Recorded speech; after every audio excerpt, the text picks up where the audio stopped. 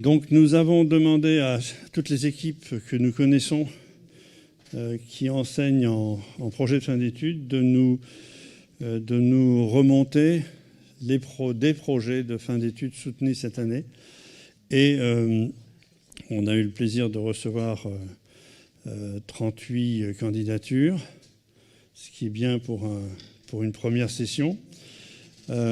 Et parmi ces candidatures, donc, nous allons attribuer 5 prix et 4 mentions. Tout de suite, on va proclamer. Je vais inviter Géraldine Derosier, qui représente l'Agence nationale de la cohésion des territoires et qui a les parchemins en main. Surtout, les lâche pas. Voilà, donc nous avions décidé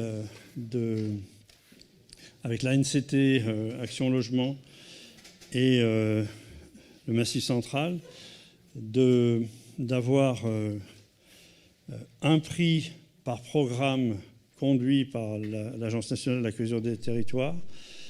Donc un prix Action au cœur de ville, un prix Petite ville de demain, un prix Ruralité et un prix Massif Central qui tient au lieu d'implantation de cette école, mais aussi au fait qu'on a au niveau de l'ANCT une structure particulière, l'issue de la loi montagne, qui intervient sur des périmètres de massifs de montagne. Donc un prix Massif Central et un prix qui coiffe l'ensemble, c'est-à-dire un grand prix, on va dire, qui a été finalement associé à un des 3 programmes.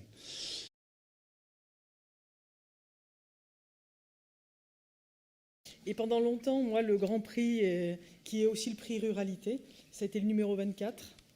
Voilà. Donc je voulais quand même dire que c'est un prix qui a touché le jury, c'est un projet qui a touché le jury, et moi aussi, parce qu'il s'agit de restaurer des communs, des espaces de vie pour les habitants, et c'est des espaces de rencontre, c'est des espaces d'accueil aussi pour les amis. Et on a trouvé que c'était un projet hyper inventif. C'était un projet qui intégrait vraiment ces espaces à l'intérieur du village pour des usages qui pourtant étaient complètement nouveaux. Voilà. Et c'est un projet qui s'appuie sur la culture, sur l'histoire du village, pour apporter, pour maintenir de la qualité de vie, je crois, et ce que disait Frédéric Bonnet tout à l'heure, le fait que c'est pas par hasard que les gens y vivent quelque part. Et puis le dernier point, et voilà, je vous en dirai pas plus, j'ai préparé 15 pages, mais je vous en dirai pas plus. Le dernier point, c'est que c'est un très beau projet, c'est beau, et que les espaces ruraux, ils ont aussi besoin de beauté, et ils ont aussi droit à la beauté. Voilà. Donc je suis très très fière de décerner le prix Ruralité, qui est aussi le grand prix, à Maxime Valcars, qui est aussi mon numéro 24. Bravo.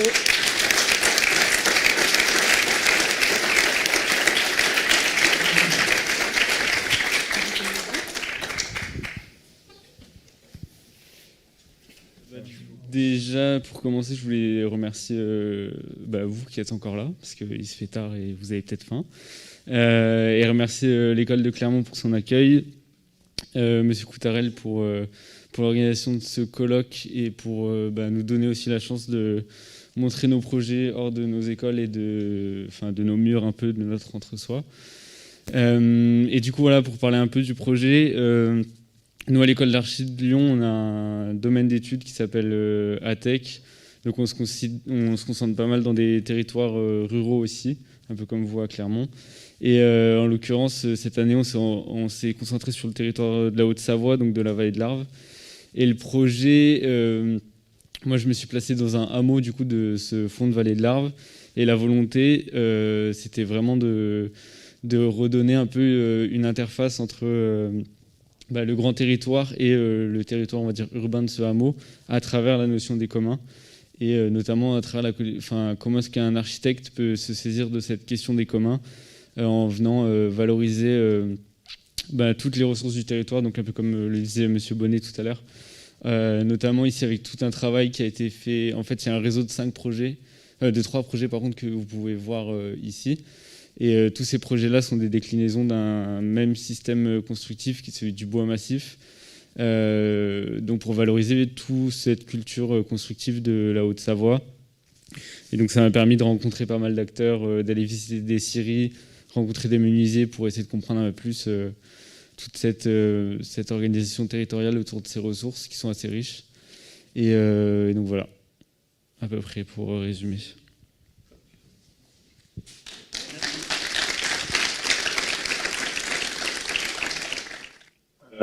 Bonjour, on va lever les masques quand même même si on est en visio, on est désolé de ne pas pouvoir être là, mais on a des agendas chargés. Donc je suis Boris Roueff, le responsable de l'enseignement dans le cadre duquel a fait son PFE Maxime. Et à côté de moi, Stéphane Barrican, qui est son directeur d'études, qui fait partie de l'équipe enseignante de ce studio. Donc je tiens à le féliciter particulièrement, parce que son travail sur l'année universitaire de l'année dernière était assez exemplaire de ce qui est attendu dans le cadre du studio. Donc vous avez su le remarquer, on a su aussi le remarquer, nous, tout au long de l'année et lors des soutenances. Et pour expliquer peut-être très rapidement le cadre un peu particulier du studio, de comment on emmène les étudiants dans ces territoires, parce que je pense qu'il y a pas mal de gens des écoles d'archi, mais aussi des partenaires des écoles. Je veux dire que l'ensemble des étudiants, ils travaillent sur un territoire qui est déterminé en amont, qui est commun entre tous, qu'ils choisissent eux-mêmes leur site de PFE et qu'ils élaborent eux-mêmes les problématiques qu'ils souhaitent traiter.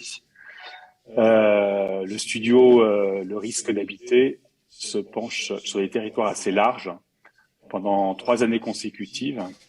À sa création, on a abordé le territoire de l'étang de Berre, Martigues, Golfe de Fos, pendant 3 ans, puis la moyenne vallée de l'Arve, en Haute-Savoie, depuis 2 ans, et sur lequel Maxime a travaillé. Et en parallèle, on travaille aussi à Lac-Mégantic, qui est une petite ville du Québec qui a subi une catastrophe ferroviaire majeure en 2013. Et on y va grâce à l'appui financier de la région Auvergne-Rhône-Alpes. Ces territoires et ces milieux sont des supports pédagogiques qui sont autant de supports pédagogiques qui sont soumis à des risques avérés, d'où le nom du studio, qui sont souvent complexes et souvent aussi relativement à la marge de l'attention des enjeux architecturaux, comme l'a dit Frédéric lors de sa conférence, et je pense que vous en avez parlé pendant tout le colloque. L'hypothèse générale est que ces milieux qui sont soumis à des risques avérés, mais aussi implicites, ils sont propices à l'émergence d'innovations lorsqu'on est en fin de formation, pas toujours quand on est professionnel. On a été rappelé que c'est souvent complexe, mais quand on est dans le cadre de l'université ou d'une école d'archi, finalement, c'est assez propice. Alors, les étudiants, individuellement et collectivement, ils constituent une connaissance par le maillage de projets qu'ils conçoivent, dispersés sur le territoire, qui couvrent à peu près l'ensemble du territoire, et qui sont en lien avec des problématiques territoriales et architecturales, locales et plus générales. Les acteurs du territoire, eux, sont mobilisés essentiellement lors d'un workshop in situ qui arrive au tiers de l'année, lorsque les étudiants ont déjà une connaissance du territoire. Et ces acteurs portent alors un discours qui sont souvent, parfois en appui, parfois en contradiction des observations faites par les étudiants eux-mêmes. Et surtout, ces acteurs ne passent pas commande aux étudiants. On a une stratégie pour pas qu'ils passent commande directement. Donc, on reste toujours un peu en parallèle. Et le principe du studio, au-delà des soutenances, c'est que l'ensemble des projets sont exposés, expliqués aux habitants et aux habitués de ces milieux. Et à ce moment-là, le statut des projets qui sont académiques change alors pour devenir un support de prise de conscience et de quelques reformulations d'enjeux tels qu'ils sont établis localement. Maxime a travaillé donc sur l'Usier, qui est un hameau de la commune de Salanches. Donc le maire a été mis au courant cet après-midi parce qu'il fait partie des maires qui n'ont pas été abordés directement, parce qu'on est sur un territoire large dans la vallée de l'Arve avec beaucoup de petites communes et plusieurs communautés de communes. Et ce contexte, c'est un contexte de vallée soumis à une croissance économique, démographique et urbaine qui continue depuis l'après-guerre, donc une particularité française, et dans un milieu qui est en même temps contraint et fragile, malgré l'impression d'immuabilité des Alpes. Il a inscrit son travail, Maxime, sur les communs en tirant des particularismes locaux d'occupation du territoire et en les confrontant à un développement récent beaucoup plus générique. Il aborde sur le principe du studio des enjeux auxquels l'architecture peut répondre avec ses forces et parfois aussi ses limites. Donc, je tiens à le féliciter encore et je tiens à remercier les membres du jury pour lui avoir octroyé le prix pour son projet qui soulève des questions pertinentes sur les enjeux architecturaux de ces situations si courantes par ailleurs, en France et même ailleurs. Je sais pas, Merci. tu veux dire un mot, parce que j'étais long, je pense que... Ouais, je vais juste dire un petit mot. Je sais pas si on entend. Moi, ce qui m'a paru, en tout cas en suivant Maxime, hein, qui a eu tout le mérite, parce que c'est vrai qu'il a été très investi dès le départ. Moi, j'aimerais juste insister sur la question de la durée.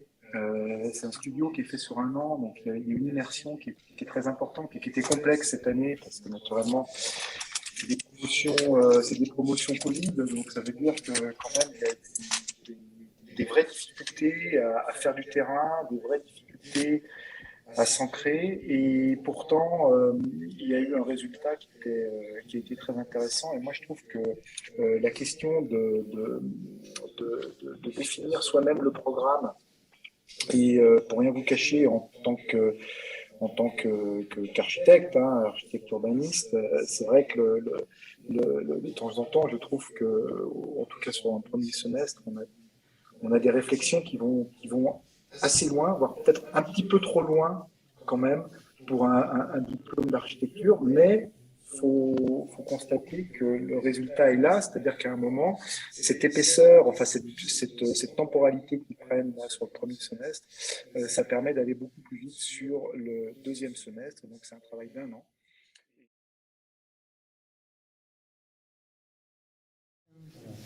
Donc le prix Action Cœur de Ville était décerné à Emma Oudou.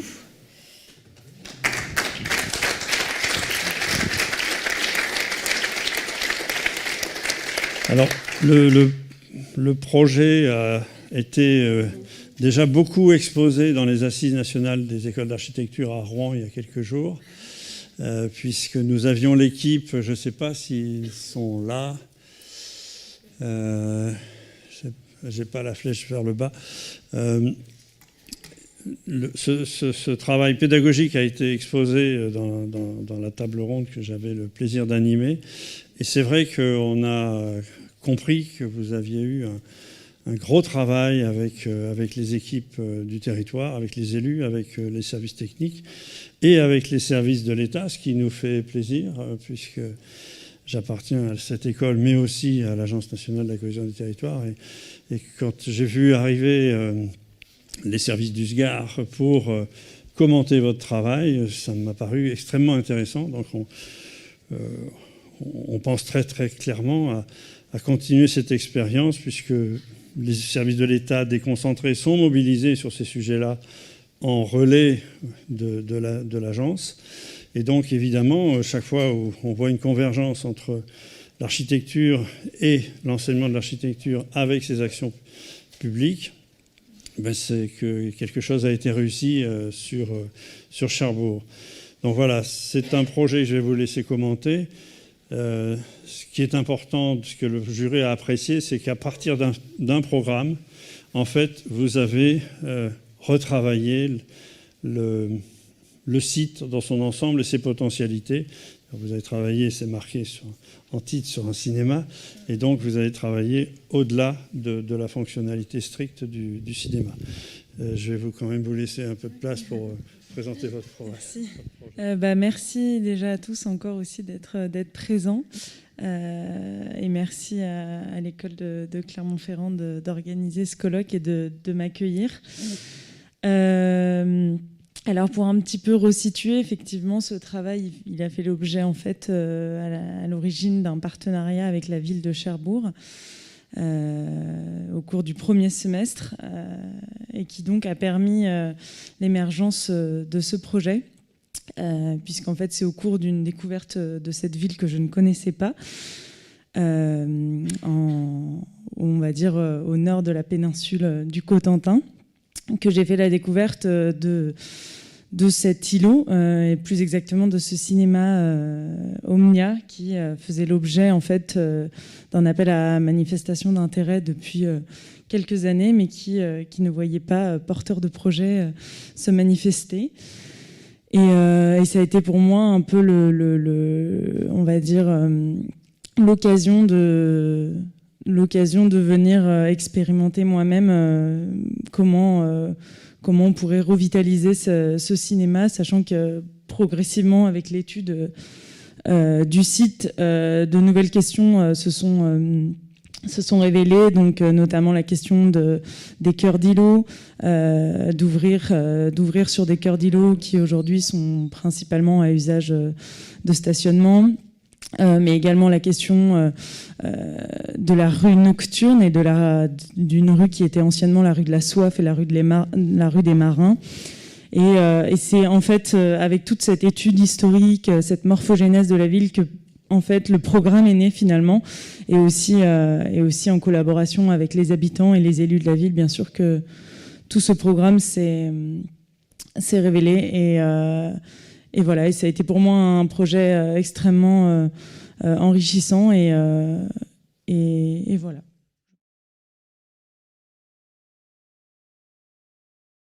Et donc, le prix Petite Ville de demain est décerné à Léa Pelteret.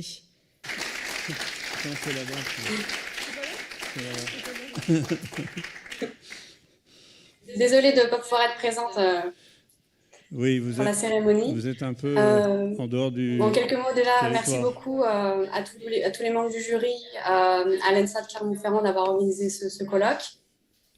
Je remercie aussi Philippe Simon qui n'est pas présent ce soir, qui est mon directeur d'études, qui a suivi une bonne partie de mon parcours et qui m'a transmis cet intérêt de la petite ville.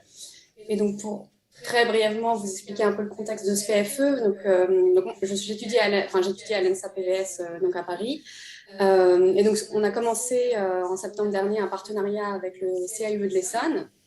Et donc, c'est comme pendant 6 mois, on a analysé le territoire en détail, et c'est comme ça que je me suis intéressée à Angerville.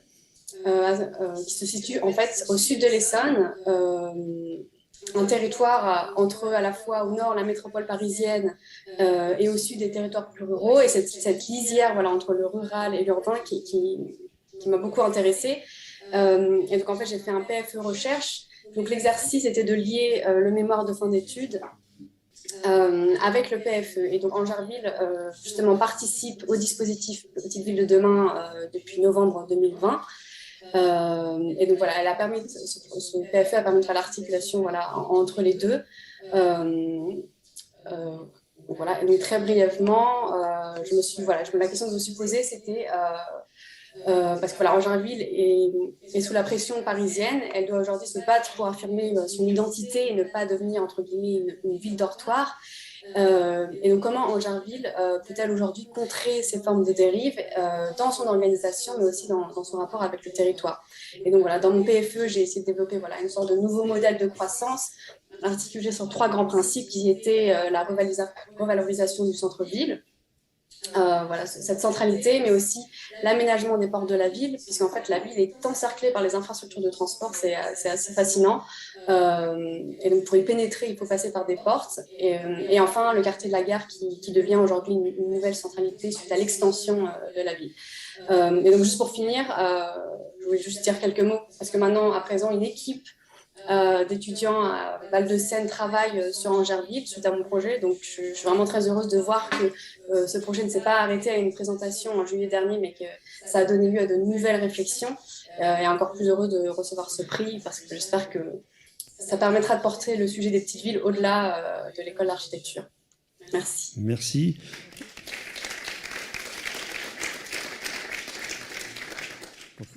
Au-delà d'une question graphique, vous pourrez remarquer que les éléments de communication de la NCT sont assez proches de votre dessin.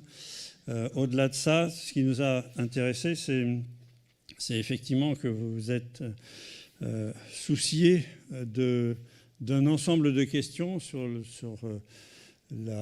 l'économie foncière, sur la qualité de vie des espaces publics, le travail à la parcelle, que bien sûr on n'a pas tout mis sur cette diapositive, et donc d'avoir une attitude qui vient toucher un certain nombre de questions que se posent toutes les petites villes, et qu'un étudiant, qu'une étudiante se choisisse de prendre comme support ces questions-là pour présenter son PFE, c'est effectivement quelque chose de très important pour nous, à NCT, et pour nous, École d'architecture, que nous sachions nous mobiliser sur ces questions difficiles.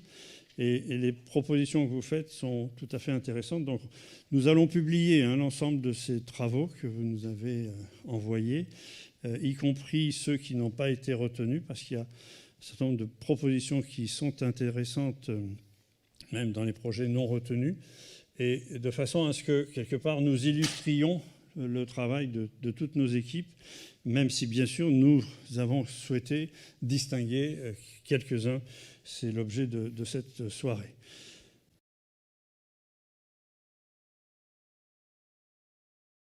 Donc, pour remettre ce prix, je vais appeler le commissaire du Massif central, Paul-Henri Dupuis, et Luc Breuillet, architecte, ancien architecte du parc Livradois-Forez, dont je pense que nous pouvons dire qu'il était parmi les premiers acteurs à s'intéresser, acteurs territoriaux à s'intéresser à ce sujet. Et Luc a animé une association pendant longtemps, Conservatoire régional de l'habitat et des paysages, qui va, avec le Massif central, remettre ce prix donc à ce projet qui, par chance, celui-là est clermontois. Merci Jean-Louis. Avant de donner le prix, simplement dire que je suis très heureux d'être présent ici dans une cérémonie où on récompense des étudiants en architecture qui travaillent sur les petites villes, parce que eh bien, ça coche deux préoccupations que l'on a au niveau du Massif central. Déjà le sujet de trouver des réponses innovantes en matière de revitalisation des petites villes, et donc ça passe par l'ingénierie que peuvent apporter les architectes dans les territoires. Et la deuxième préoccupation que l'on a au niveau du Massif central, mais ce n'est pas que le Massif central, je pense que c'est l'ensemble des territoires ruraux, eh bien, c'est que les étudiants, dans leur formation, soit en contact avec ces territoires ruraux, soit en immersion dans ces territoires ruraux, et se rendent compte de tout l'intérêt, surtout de tout le plaisir que l'on peut avoir à se mobiliser sur ces territoires ruraux.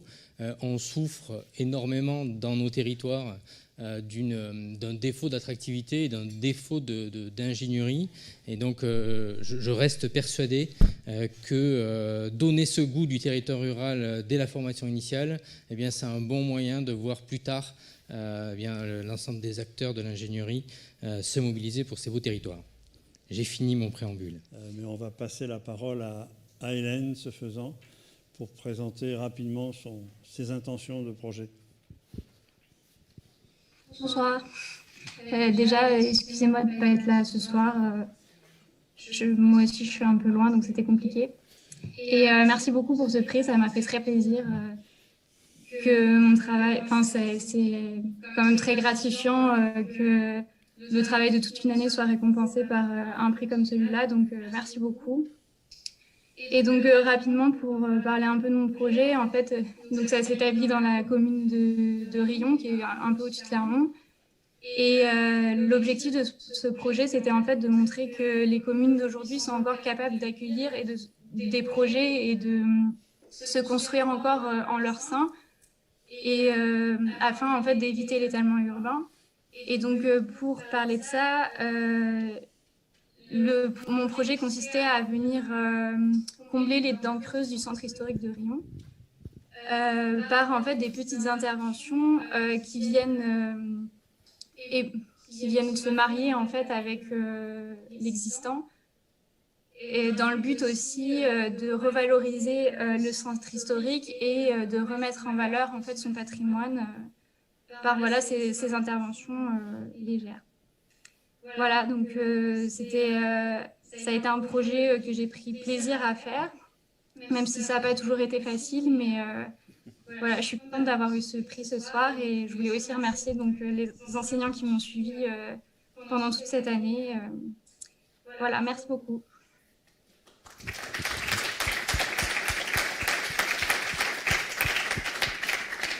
Rémi, quelques commentaires Oui, rapidement, peut-être préciser aussi le programme qui servait d'appui à ce projet de fin d'études, qui était un programme pas facile, puisque c'était un petit centre d'hébergement d'urgence pour personnes un peu défavorisées, on va dire. Et c'est un programme sur lequel Hélène avait aussi fait son mémoire de master, donc elle connaissait bien. Et l'une des difficultés, c'était justement d'arriver à recomposer ce cœur d'îlot, et notamment un espace public. Alors, on retrouve un peu des choses que Frédéric a évoquées tout à l'heure, c'est-à-dire comment est-ce qu'on fait d'une pierre deux coups, voire trois, avec un programme qui n'est pas forcément évident, qui pose des questions de cohabitation, évidemment, et tout ça en gérant des questions aussi qui sont liées au code civil, des mitoyennetés, des choses un petit peu fines. Et le mérite du projet d'Hélène, c'est justement d'être parvenu à maîtriser un petit peu cet ensemble de contraintes et à lui donner une qualité architecturale intéressante. Merci.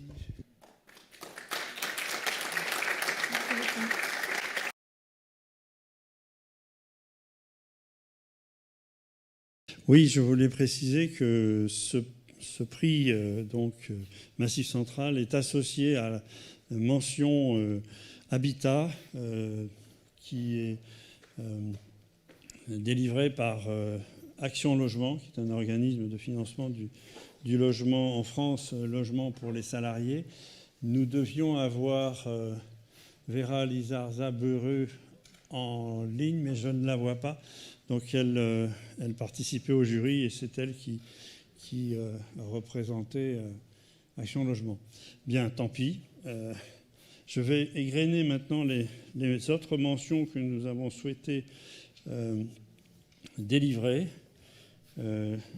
Ici, donc, nous avons eu plusieurs projets, bien sûr, de réinvestissement de friches et nous avons choisi de mentionner celui-ci pour la justesse de l'intervention sur cette ancienne papeterie qui établit peu d'intervention sur le bâti, avec une analyse de la construction assez fine, avec ensuite un jeu de reconstruction à l'intérieur, en bois, avec un petit système de construction intéressant.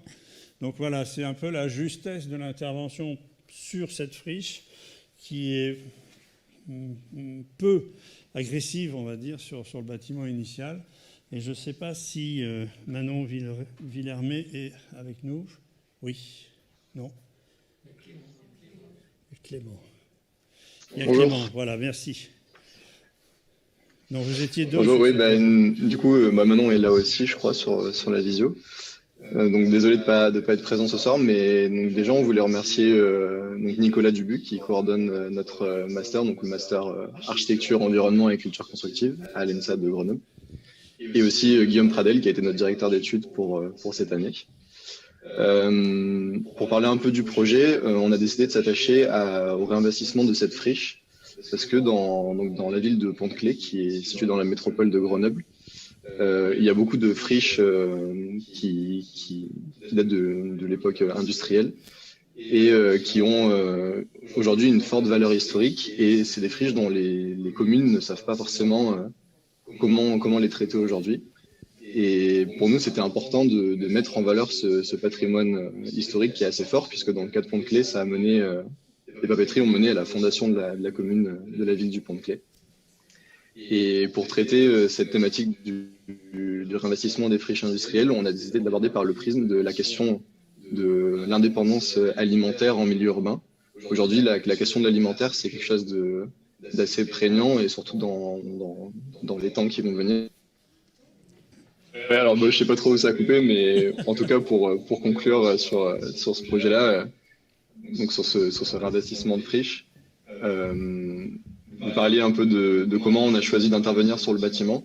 En effet, comme c'est un bâtiment qui a une assez forte valeur patrimoniale, on s'est attaché à l'analyser le plus finement possible pour comprendre comment il fonctionnait et quelles étaient aussi ses qualités lors de sa construction, et pour proposer un projet qui tire le plus possible parti des qualités qu'il a, tout en venant combler les écueils qu'il peut avoir pour les nouveaux programmes qu'il accueillera. C'est comme ça qu'on a développé ce système d'aménagement avec ces éléments en bois qui sont assez polyvalents et qui permettent d'occuper l'ensemble du bâtiment avec pour chaque pièce du bâtiment ses particularités. Bien, donc nous avons une autre mention qui porte sur la prévention des risques naturels, et nous avons, je crois, la lauréate Valentine Chauvet et Alice Roux qui sont présentes. On peut vous avoir à l'écran. Oui, tu redonnes. Voilà. Oui, super. Voilà. Donc, je je vous raconte le projet puisque je ne peux pas l'avoir à l'écran.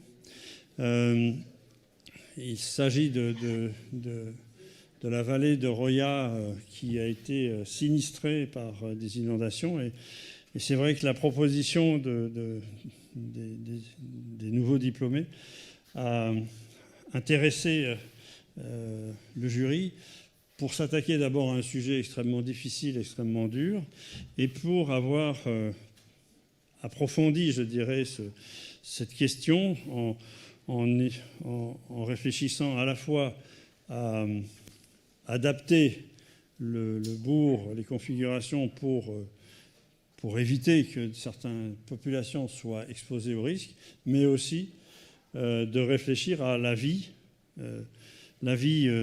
exceptionnelle en temps de sinistre et la vie courante, mais qui anticipe quelque part ce qui pourrait se passer en matière de risque. Donc c'est cette confrontation assez approfondie que nous avons trouvée dans ce travail qui nous a donné l'idée, puisque les mentions étaient libres pour le jury, qui nous a donné l'idée que c'était important de relever cette question.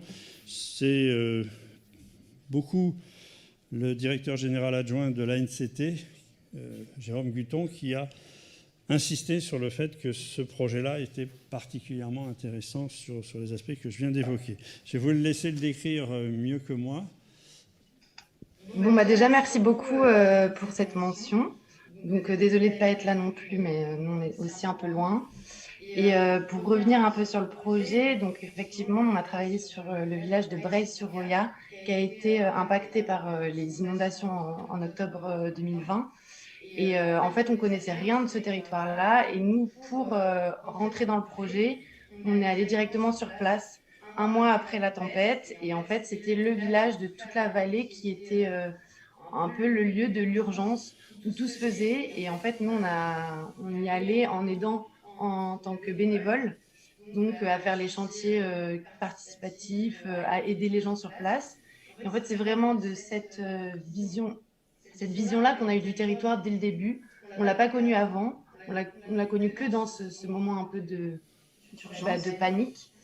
Et en fait, c'est pour ça aussi que on a accentué le risque et l'urgence dans le projet, parce que en fait, c'était aussi nous ce qu'on avait connu de ce territoire-là.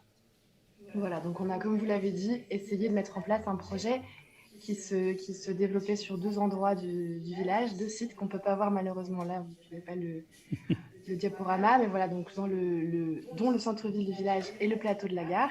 Et on a essayé de travailler ce projet avec cette réversibilité, avec toujours des espaces qui fonctionnaient en temps normal, mais qui pouvaient servir de lieu de refuge pour tout le village en temps de catastrophe et en temps d'urgence. Voilà. Mais ce qui a aussi été intéressant pour nous, c'était qu'on y allait parce qu'il y avait eu la catastrophe, mais au final, en essayant de décrypter le territoire, on s'est aussi rendu compte que c'était une vallée qui avait été traversée par une route migratoire importante, qu'il y avait du coup une problématique liée à l'hébergement, et donc on a développé un programme aussi autour de ça. Voilà. Merci beaucoup. Vous étiez étudiante de Val-de-Seine.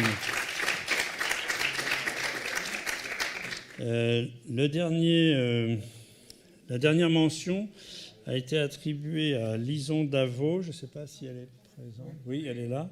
Très bien. Oui, je suis là.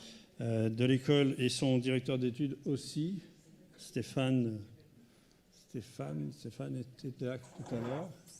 Oui, il est là. Très bien.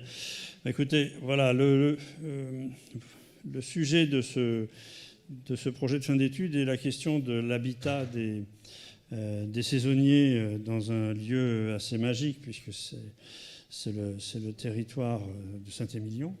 Le sujet, c'est sur l'hébergement de ces populations, et puis le fait de réfléchir à la fois sur des questions d'empreinte environnementale, c'est-à-dire vous travaillez avec une partie importante de votre projet sur de la réhabilitation, et avec des matériaux à empreinte environnementale faible, et puis une petite partie d'extension qui, d'après ce que nous avons compris, est associé à la fois aux populations de travailleurs saisonniers et les habitants du village, avec là aussi un travail sur l'empreinte environnementale et l'empreinte du bâtiment sur le site, c'est-à-dire que c'est un travail sur les fondations assez légères. Donc voilà, c'est sur un lieu qui peut être relativement emblématique pour la culture française du vin.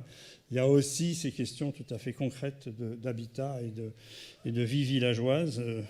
Pour avoir suivi personnellement l'activité de l'association Sites et Cités Remarquables, ces villes à forte connotation dans l'histoire du vin sont aussi des villes sinistrées par le tourisme. Et au-delà des façades et des restaurants, il est difficile de maintenir une habitation durable sur ces petites villes. Voilà, je vous laisse présenter et commenter vos intentions sur ce projet, après vous avoir dit ce que nous avons trouvé d'intéressant. Alors tout d'abord, j'aimerais remercier le jury pour cette mention et aussi Stéphane Hirschberger et le Master IAT pour leur encadrement, et je le laisserai présenter la formation après.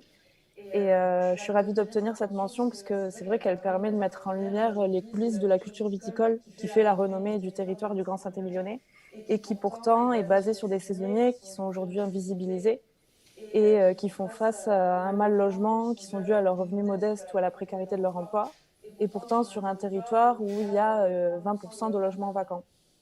Donc pour moi, ce projet, c'était l'occasion de pouvoir montrer qu'il était possible de fédérer des acteurs que j'ai pu rencontrer sur place et leurs ressources pour répondre à cette problématique, à travers, comme vous l'avez dit, du coup, une réhabilitation d'un ancien hôtel-restaurant et une construction plus frugale inspirée de l'architecture agricole.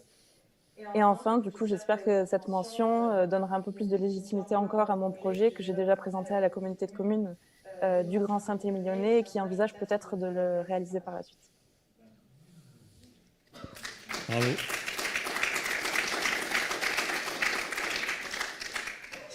Stéphane, si tu veux nous commenter. Oui, alors je voudrais remercier également le jury et toi, Jean-Louis, pour tout ce que tu fais pour ce sujet majeur que sont les petites villes et les villes moyennes aujourd'hui. C'est une des clés du développement des territoires de demain. Et puis un grand merci aussi à la NCT et puis à tous les partenaires du concours pour tout le travail qui est mené avec continuité et énergie autour de cette question. Oui, Lison, elle vient d'un master, j'en dis 2 mots, à Bordeaux, un master en partenariat avec Sciences Po et qui fait travailler les étudiants sur des questions communes à partir de commandes réelles qui sont rémunérées et qui mettent les étudiants en situation pré-professionnelle. Et Lison avait travaillé sur tout un travail sur la mobilité des personnes en grande précarité. Et voilà, ce master fait travailler sur à la fois des questions de gouvernance, tout ce qui gouverne le projet, tout ce qui le modèle aujourd'hui, à la fois la gouvernance, mais aussi les programmes, mais aussi les financements, mais aussi tous les jeux d'acteurs. Et donc, quand elle a travaillé sur les saisonniers, elle était armée pour comprendre quels pouvaient être les solutions, les lieux, également le jeu d'acteurs et tous les dispositifs permettant de faire éclore des projets. Et puis, un dernier mot pour dire que tout ce qu'on a vu ce soir, tous les projets montrent l'idée que les projets émanent de processus. Et ça, c'est vraiment intéressant. On sent qu'il y a un mouvement fort dans les écoles d'architecture, aller sur le terrain, définir les programmes, rencontrer les élus.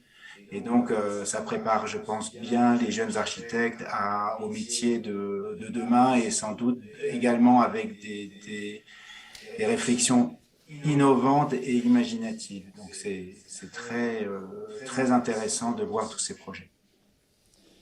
Merci Stéphane. Donc voilà, ce sera la dernière mention que nous étudierons ce soir. Ce que nous espérons à travers cette présentation de projet, c'est de montrer à la fois la diversité des questionnements de nos territoires et la façon et la diversité des façons de les investiguer avec la pédagogie, les équipes pédagogiques et avec les initiatives des jeunes architectes. En tout cas, j'espère au moins que vous aurez... vous verrez un intérêt à ce qu'on améliore, ne serait-ce que le présentateur l'an prochain, et qu'on améliore notre dispositif et que, si possible, il puisse prendre un peu d'ampleur. Je crois que nous avons été très, très impressionnés par ce que nous avons reçu dans des conditions un peu rapides, mais on a reçu énormément de travaux de qualité. Certes, on s'est adressé à nos collègues qui ont validé ces projets de fin d'études, donc ils ont eux-mêmes proposé des projets d'intérêt. Et je crois que la formule mériterait d'être reproduite si nos partenaires y trouvent eux aussi leur intérêt. Merci, et on va pouvoir enfin se restaurer. Donc, si vous voulez bien suivre...